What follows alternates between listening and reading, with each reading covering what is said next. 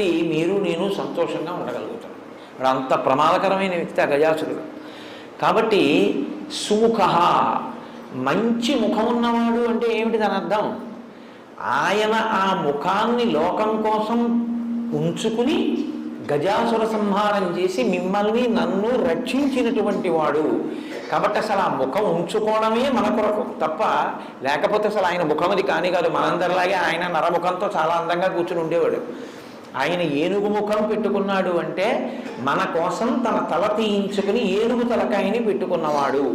లోకం కోసం ఇంత గొప్ప పరిశ్రమ చేసిన వాడి ముఖం కన్నా సుముఖం ఇంకేముంటుంది? కాబట్టి సుముఖ కాదు.